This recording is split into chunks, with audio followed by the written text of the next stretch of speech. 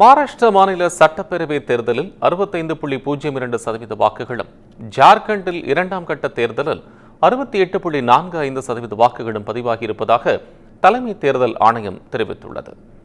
மகாராஷ்டிரா மாநிலத்தில் உள்ள 288 தொகுதிகளுக்கு ஒரே கட்டமாகவும், ஜார்க்கண்ட் மாநிலத்தில் 38 தொகுதிகளுக்கு இரண்டாம் கட்ட தேர்தலுக்கான வாக்குப்பதிவும் நடைபெற்றது. மகாராஷ்டிராவில் பாஜக தலைமையிலான மகாயுதி கூட்டணி மற்றும் காங்கிரஸ் இடம்பெற்றுள்ள மகா விகாஸ் அகாடி கூட்டணி இடையே கடுமையான போட்டி நிலவுகிறது.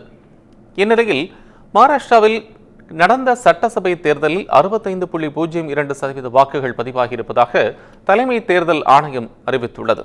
இதேபோல் ஜார்க்கண்ட் மாநில சட்டசபை தேர்தல் இரு கட்டமாக நடைபெறும் என தேர்தல் ஆணையம் அறிவித்திருந்தது.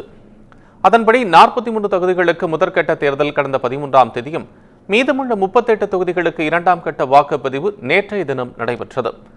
இரண்டு மாநிலங்களிலும் காலை 7 மணிக்கு தொடங்கிய வாக்குப்பதிவு மாலை 6 மணிக்கு நிறைவடைந்தது. இந்நிலையில் ஜார்க்கண்டில் இரண்டாவது கட்ட தேர்தலில் 68.45% வாக்குகள் பதிவானதாக தேர்தல் ஆணையம் அறிவித்துள்ளது. மகாராஷ்டிரா, ஜார்க்கண்ட் மாநிலங்களில் சட்டப்பேரவை தேர்தல் நடந்து முடிந்த நிலையில் தேர்தலுக்கு பிந்தைய கருத்து கணிப்பு முடிவுகள் வெளியாகியுள்ளன. மகாராஷ்டிரா மாநிலத்தில் மொத்தமுள்ள 288 தொகுதிகளில் பாஜக கூட்டணி 150 முதல் 170 தொகுதிகள் வரை வெல்லும் என கூறப்படுகிறது.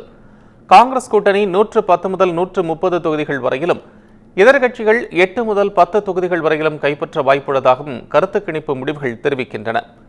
இதேபோல் ஜார்க்கண்ட் மாநிலத்தில் மொத்தமுள்ள 81 தொகுதிகளில் பாஜக கூட்டணி 42 முதல் 47 தொகுதிகள் வரையிலும், ஜேஎம்எம் காங்கிரஸ் கூட்டணி 25 முதல் 30 தொகுதிகள் வரையிலும் கைப்பற்றும் என கூறப்படுகிறது. இரு மாநிலங்களிலும் பாஜக தலைமையிலான கூட்டணியை ஆட்சியை கைப்பற்ற வாய்ப்புள்ளதாக கருத்து கணிப்புகள் மூலம் தெரிய வருகிறது.